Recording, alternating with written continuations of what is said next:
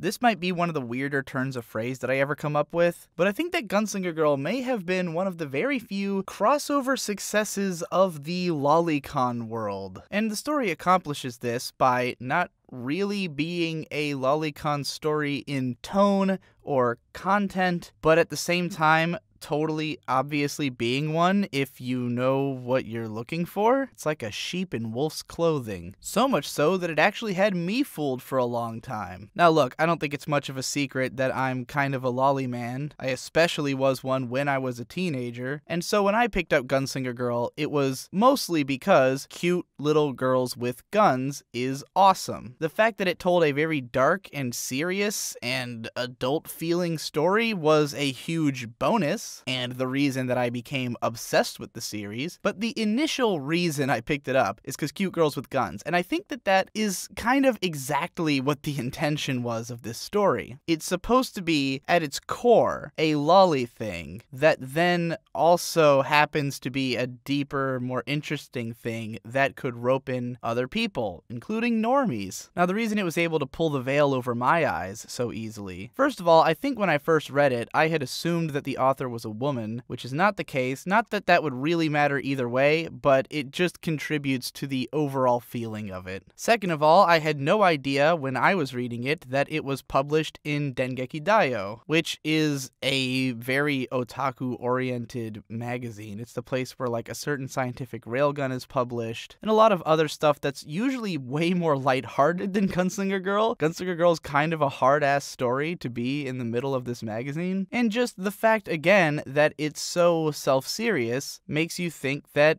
it's not really trying to be a lolly thing, but all the signs are there. I mean, some people kind of pick up on it in the first chapter because there is a brief panty shot of Henrietta in the middle of an action scene that's kind of totally unnecessary, and this doesn't really happen again because I think that maybe Yu Aida realized either that he wanted to have the story be taken more seriously or because he's just not good at drawing that kind of stuff, because Gunslinger Girl does not have a very cutesy art style. Like, the girls are cute, but it goes for more of a realistic style overall. It's definitely not moe.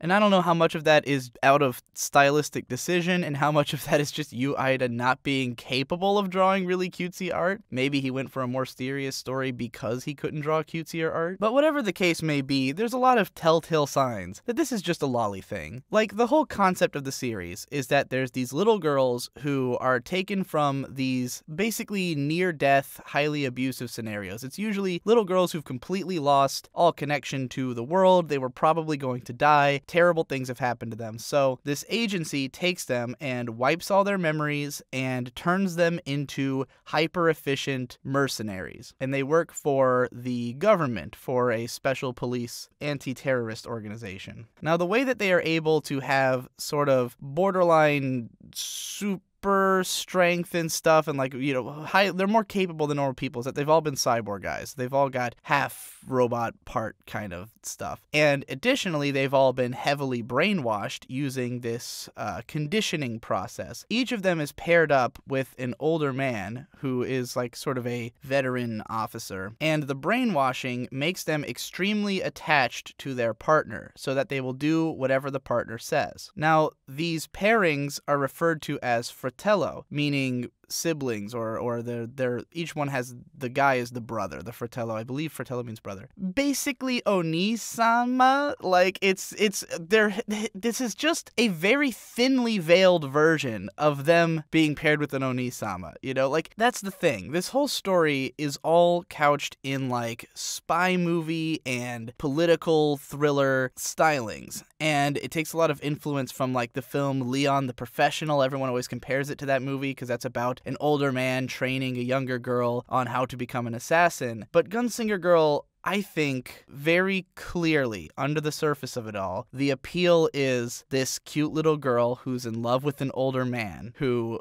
is also a killer. Because that's the thing. It's not just that they're attached to their fratello, but this mostly manifests in the girls kind of are in love with their Fratello. And they don't really know how to express these emotions or how to deal with them, and the Fratello don't really understand it, so it's kind of like a will they, won't they under the surface of what is otherwise a very serious and dramatic crime drama. Now, the reason that this was able to be a crossover success, again, is that it is veiled, and it had a fantastic anime adaptation for 12 episodes by Studio Madhouse, directed by Morio Asaka, the same guy who did Cardcaptor Sakura, later did Ore Monogatari and Chihaya Furu, I think. He's a great director. He's done lots of acclaimed stuff. And the anime series presented this as a very serious and sort of dour thing. It has great artwork, it has very moody music and presentation. Basically, they captured the serious part of it, and it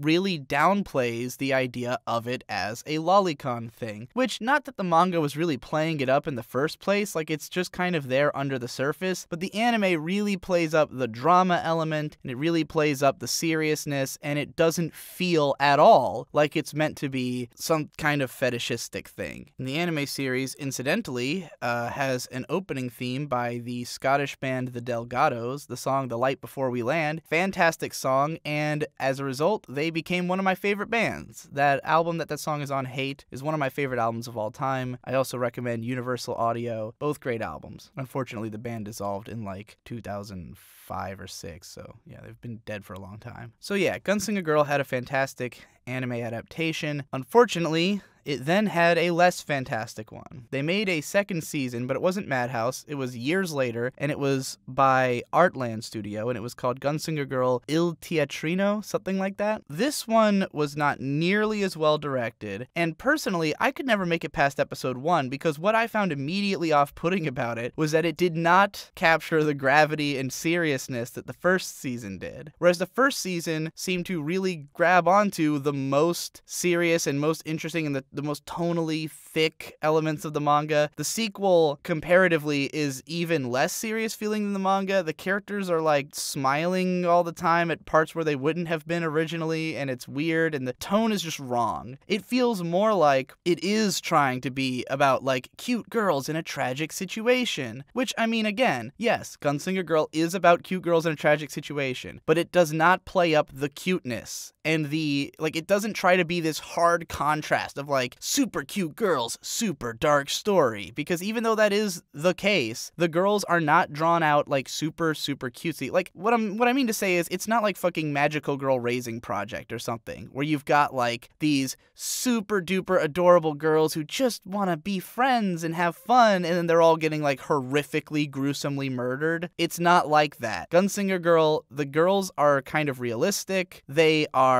not necessarily good-natured. I mean, they're kind of just doing what they're told, but there's sort of something unsettling about them. They're not cutesy in a traditional sense. They're kind of brutal and off-putting. And the situations that they're in, while extremely dark, are sort of heroic. I mean, they are on the good guys' team, more or less, although the whole thing is very morally gray. There's no real, like, we're stopping definitive bad guys. Usually, whoever they're killing, there's some kind of political reason for it. Whether or not the government is right or the resistance movement is right entirely would depend on your personal politics, I guess, or just, I mean, they're all doing violent things. They're all kind of bad guys. So there's really no heroism on display here, but the point is that these girls are just doing their job. There's not this sense of it trying to be edgy, you know? It's just a serious crime drama. So Il Teatrino just feels wrong. It's just not as good as the original, and I believe that was the last Gunslinger Girl season, and between the two, they did not cover that much of the manga. The first anime season only covers, like, the first 2 volumes of the manga. Like, they stretched a lot of stuff out. It's actually kind of awkward, because the first, like, episode and a half, I think, is, like, chapter 1, and there's, like, weird repeated elements and stuff. Like they tried to stretch it out in a weird way that didn't work that well. So the first episode is not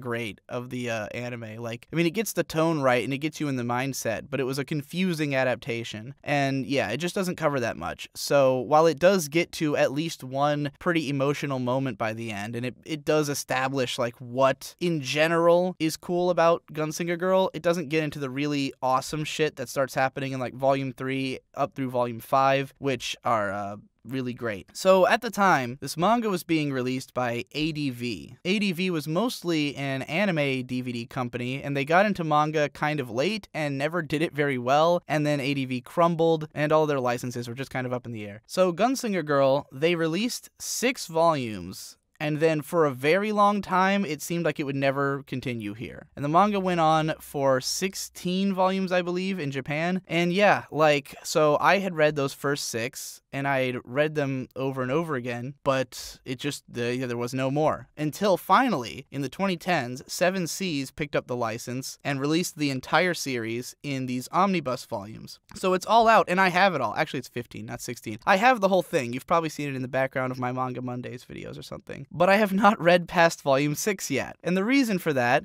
is similar to what I've been saying throughout this whole podcast series. Most of these are shows that I'm kind of afraid of revisiting because I'm afraid that it will change my perspective on it too much and it won't be as good as I remember, or I won't end up having anything to say about it. In Gunslinger Girl's case, my fear is that I only really know the story from the first 6 volumes, and I've heard tiny bits and pieces of where the story goes. Nothing concrete enough to form an opinion about, but there's just a lot that I'm afraid of happening. There's a lot that I've always been scared to read. And part of it is also that volume 6, the story starts to feel like it's going in a different direction, and I wasn't sure how I felt about it. You see, Gunslinger Girl starts off being about 5 girls. You've got the main-ish girl, Henrietta, and her main conflict is that she is deeply in love with her Fratello. All the girls are on some level, but she is romantically in love with him. And she doesn't really understand that or how to deal with it, so a lot of her chapters are just kind of about other people kind of observing her and trying to help guide her into figuring out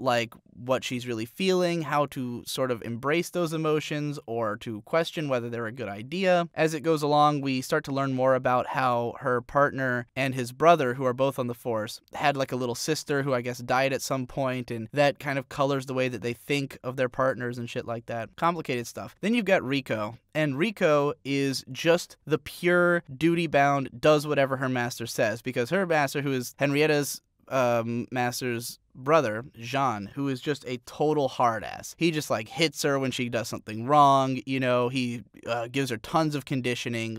She is basically the full bore version of the cyborgs. Because with Henrietta, she's not conditioned as much. They don't give her as much of the drug because her brother is kind of soft-hearted. So he's trying to be, he's basically too wishy-washy. And that's why Henrietta has these emotional conflicts, is because, she's not purely under control, but she does want to do right by the guy anyways, whereas Rico is just an obedient dog. She just does whatever Jean tells her to do. Then you've got Triella, who's a little bit older, and she's the most free-spirited of the group. She's the most who is able to have a little bit more agency, and because of that, she's actually more skilled, because she can think on her feet and be more tactical. And she is the badass who everyone loves. She's the most fun character. She's fucking awesome, and most of volumes 3 and 5 are dedicated to her chasing down this guy called Pinocchio, who's another sort of young assassin guy who's a really badass, and they have all these big action encounters and stuff, and it's it's a cool little subplot that is kind of the most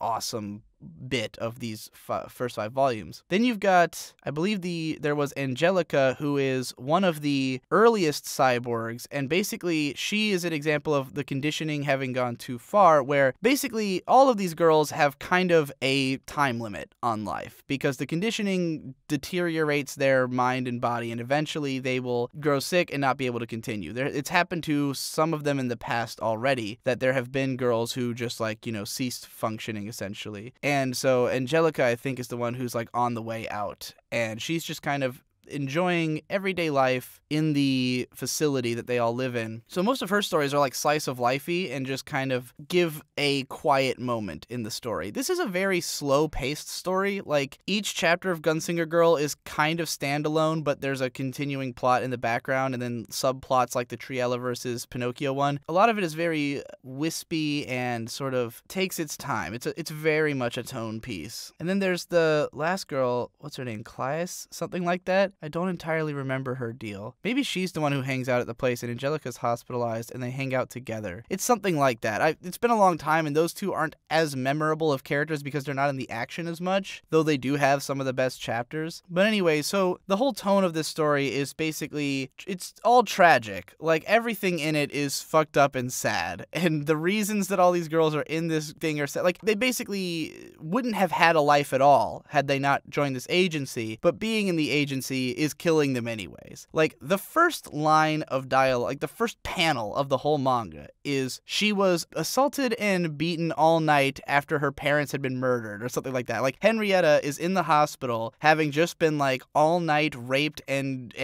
like had her limbs cut off and shit by a psycho killer who had just murdered her whole family. And that's the state she's in when they pick her to be one of the girls that they're going to use in this organization. So, like, these girls come from, like, all the worst things that could have happened to someone have happened to them, and they would be dead. So all of them are extremely thankful that they've been given this sort of lease on life, not to mention they've been conditioned to feel that way, but then they also are kind of just dwindling away towards death. And I think it was with Claes where she kind of finds some kind of new purpose, and I would say that's sort of the main theme of the story, is finding some kind of purpose and a reason to continue even though they know they're going to die soon. Like, they have to just kind of figure out how to be happy with it or come to terms with it and find things to enjoy, because in spite of everything, they are still human on some level, except for, like, you know, Riko having been so conditioned that she comes off more robotic. But as the story goes along, there's more nuance to her story as well. That's the thing about Gunslinger Girl. It's all about subtle character building. Each chapter will sort of give us a new way of looking at the characters, a new lens. And that's what makes it special, is that it's constantly building on this story and this idea and these characters, and we're always seeing just a new angle of how to think about them and how to perceive what they're doing. After Volume 5, this is where things start to get different, because it starts to become a little bit more plot-focused and it introduces a lot of new characters. It's mostly about this slightly older girl who is the second or third generation cyborg, whatever generation they're on at this point. And basically they've improved the technology enough that they can kind of move up to slightly older kids who will hold up longer, essentially, and have more skills. And so they're kind of trying to phase out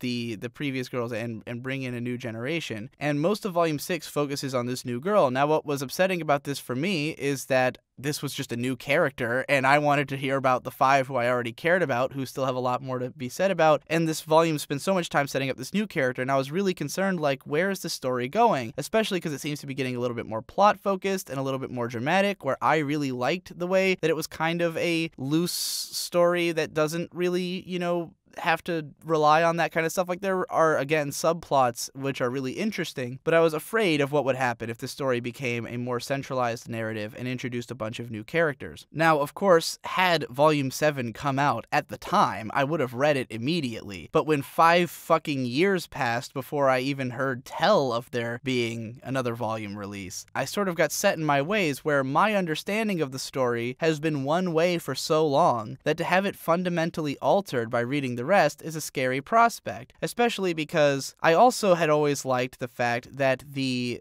idea of Gunslinger Girl as like a romance was kind of on, like, it was never at the forefront. Like, it's not, you never got the sense reading the early volumes that any of the girls actually would hook up with their Fratello or anything like that. But then I've always been afraid that maybe it will go in that direction, because again, I do think this is a lolicon story. Like, all the trappings, everything around it, like, none of it's tricked me, you know? I mean, it might have in the past, but looking back on it, I'm like, okay, well, this is obviously heading that way, and maybe that was the intention all along. It's kind of like Ore no imoto ga konna ni kawaii wake ga nai, or Ore imo. My little sister can't possibly be this cute. With that story, it is very similarly a crossover hit of the incest community, where the concept of it is making fun of the little sister trope, the falling in love with your sister sister trope, even though it just so happens that the sister in this story is also like insanely hot, and like there's lots of fan service between her and her brother in spite of the fact that it supposedly isn't about that. And then in the ultimate trying to pull the veil over your eyes, main guy hooks up with best girl Kuroneko, and it seems like they're a good couple, and then somehow through some ass backwards pretzel logic, the story manages to get him broken up with Kuroneko and get him together with his sister, and that's the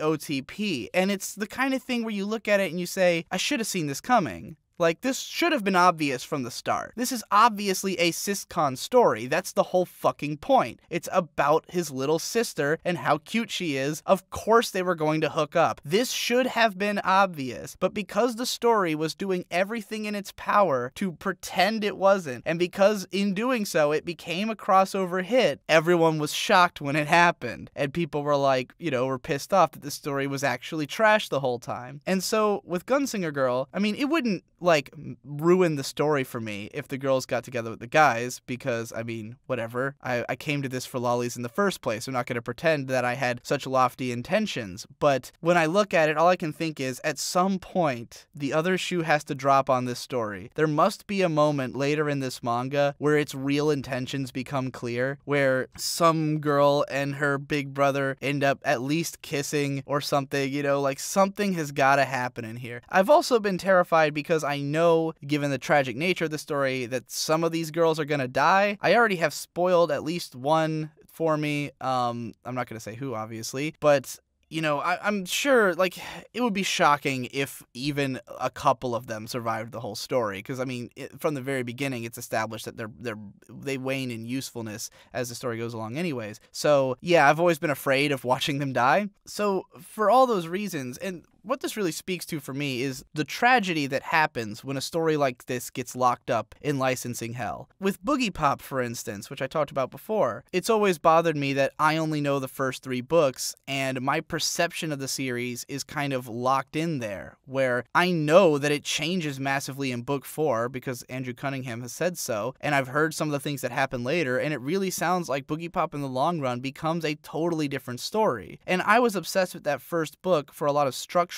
reasons and stuff that like has nothing to do with the overall series, and even the themes of that first book aren't necessarily carried on throughout it. So because I've never gotten more, over time my perception of Boogie Pop more and more just becomes that first book. With Gunslinger Girl it's kind of similar, where obviously the story was about to go in a new direction, but because I didn't get to read it for 5 years, I spent all this time thinking about the first 5 books, and now that is my idea of Gunslinger Girl. And if you'd only seen the anime, which even after 2 seasons only covers up through, I think, book 4 or 5, like it doesn't even get to book 6 as far as I know. Yeah, you've got this really incomplete story that for us in the West for a long time was our perception of Gunslinger Girl. So now you've got this whole rest of the series, which when it finally came out, I've heard some people's opinions on it, but it didn't seem like Gunslinger Girl was always niche in the first place. There wasn't like a huge amount of people clamoring for the rest of it to come out or anything, and among those who did, I've heard sort of, this way and that way opinions about it. But I really think that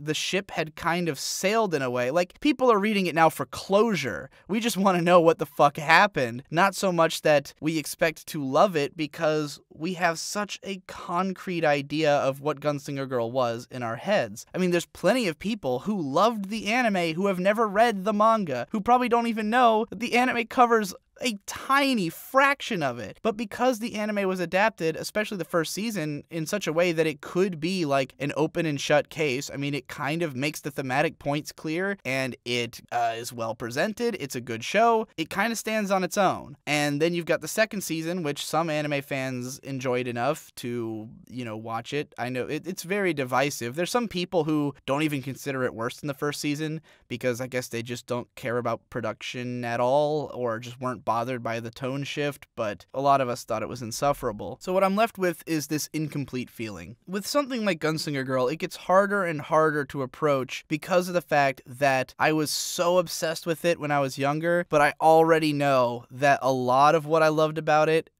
is not going to be held up to the current standards that I have. You see, I've probably mentioned this before somewhere, that for most of my time watching anime, I've never had a very definitive favorite anime. Like, I always have something that's my number one, but it's usually like right above the number two. It's very rare that I've ever had a show that was just unequivocally my favorite anime that I could obsess over. In fact, I would say that the way I treat K-On! Now is the closest I've ever come to having a real favorite anime. Like, in the way that my friend Ghostlightning was obsessed with Macross, and he would write post after post after post about Macross. He would always talk about Macross. Or Ogiue Maniacs is obsessed with Genshiken and has written probably hundreds of blog posts about Genshiken. Even when I wrote K-On! A Loving Thesis and praised the show as my favorite, it was not really that far above the next thing on the list. It's only now that I've continued to go back to it and still felt strongly about it as I've rewatched it that I'm starting to feel like, okay, maybe K-On! Will hold this position. And who knows? I mean, I'd kind of love for it to get upstaged, because I'd love for another anime to come out that I could care about that much. But in other mediums, this is not so much the case. And I think it's just because I watch way more anime than I consume anything else. But for 5 years, Boogie Pop and Others was definitively my favorite book. There was no other book I really cared about, and it was one of my favorite pieces of media. I loved it more than most of my favorite anime. And eventually it would kind of get supplanted. I mean, my favorite book now is House of Leaves, but I feel similarly about that book to how I felt about Boogie Pop, that it just blows away almost anything else in any medium. And so that was Gunslinger Girl for me with manga, because I was never a big manga guy. There was no one manga that I really cared about all that much. Like, I couldn't possibly make a top 10 favorite manga. If you go to my anime list page, then you'll see my top 10 favorite anime and top 10 favorite manga, and the manga one is kind of like shoestring together. Like, the top 5 are like my favorite manga, and then the other 5 are like what I was able to fill in based on vague memories. But Gunslinger Girl I was just totally obsessed with, and I had always wanted to write about it extensively, and at one point I was going to do like a chapter by chapter go through. I think I did 2 or 3 chapters of that, and I was praising the fight choreography as like, this manga has the best fights ever. I think I said that because I just thought the choreography was so strong, and the way that it has like kind of pseudo anatomical detail, like, because you know the characters are kind of realistically drawn. Then I went back years later and read the first chapter again. The artwork is terrible in the early chapters of Gunslinger Girl. Like, the proportions are not well done. Everyone's movement is just kind of awkward. Like, Yu Ida is clearly still learning how to draw action in these early chapters. And it's just simply that at the time, I had never seen an action manga with actual choreography before. I just hadn't seen that. That's why I thought it had the best action scenes of all time. Now, if you want the actual best action scenes of all time, you go read Soul Eater. That is fucking incredible artwork and action choreography, and it blows Gunslinger Girl out of the water. Not to say that Gunslinger Girl doesn't have some awesome action scenes, especially in volumes 3 and 5 again, but man, I was overestimating it so much back then. So, like, the last time I tried to read Gunslinger Girl, which was a couple years ago, like, I read a few chapters, and it was just that weight of realizing, like, oh, I'm not gonna love this the way I did before. Like, this is still good, but there's no way this is gonna be what it was to me back then, which makes it twice as scary to try to read through the rest of it and, yeah, you know, finally put a capper on all this, because the me of like 7 years ago is like, Gunslinger Girl's the most important thing in the world. I have to, oh man, I'm gonna read the rest of it, and eventually I'm gonna write the biggest post ever. I'm gonna write the loving thesis of Gunslinger Girl, you know, and the current me is like, you know, if I finish this and I'm not satisfied with the later half, I'll probably never talk about Gunslinger Girl again. You know, like, this is my last chance. There's none of the passion is there. Now, I can't deny that Gunslinger Girl was also a very big influence on me. A lot of my obsession as a writer, back when I was trying to be a fiction writer, was with child psychology, and particularly the same kind of way it's handled in Gunslinger Girl. For instance, in Gunslinger Girl, Triella is picked up from the set of a snuff film. Like, she was in the process of being, like, cut apart for this movie that these people were filming when she was found by the guy who becomes her Fratello. And I basically ripped that off entirely with my character Dark Holy from my book. Yes, her name is supposed to be that stupid. Where she was in the exact same situation, though I put a lot more detail into the snuff film scenario, and there's another character related to it and stuff, but like I just straight up lifted that from Gunslinger Girl and did it to one of my characters. And like a lot of my characters were from similar kind of backgrounds, albeit much like with Boogie Pop, my story is a lot less serious than Gunslinger Girl and has a lot more of the Bakudo Black Lagoon style of characterization, but huge influence on me. And even to this day, the way I kind of look at characters where it's all about like what is their backstory and how did that affect them, and I like characters to be kind of moody and introspective. A great example of a manga that does something similar with the way it handles its characters, but is a much more down-to-earth, straightforward story that's probably more respectable, is Hodo Musko, or Wandering Sun, which is all about trans identity exploration in young children, and it's sort of similar in overall feel to Gunslinger Girl, in spite of not being a violent, fetishistic lolicon story. And that one ended up being a big influence on me as well. So, based on my vague memories of Gunslinger Girl, do I recommend it? Absolutely, if you like either A, cute little girls with guns, but you also appreciate a deep and interesting story, or B, if you're just really interested in the themes of it, of child psychology, of like spy movie politics and tactical shootouts. It does have some pretty cool tactical action scenes in it. I recommend the anime because it's well made and good, and it's probably the more serious feeling version of the story. Not that the manga doesn't feel pretty much the same, but the anime just gives it just the right color palette, and it captures the tone just right. I don't think it is a masterpiece the way that I did when I was young, but it's still worth checking out. And I mean, if you would be attracted to this kind of story in the same reason that I was, that you like cute little girls and guns, this will appeal to you. It will hit those marks. It will draw you in and give you a story that's more serious and more justified, and you'll end up caring about the characters more than you expected, because thank God, it's not just catering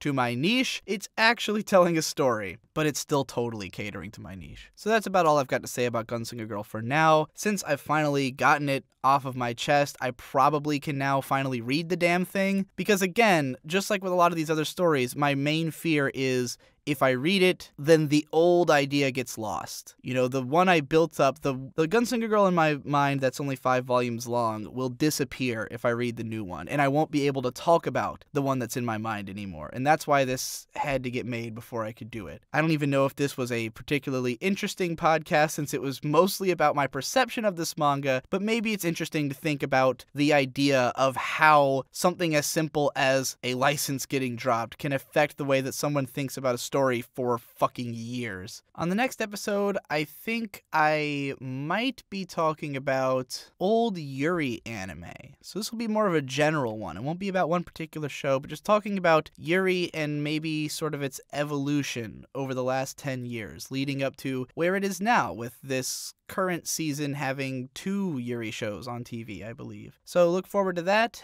and I'll see you in the next one.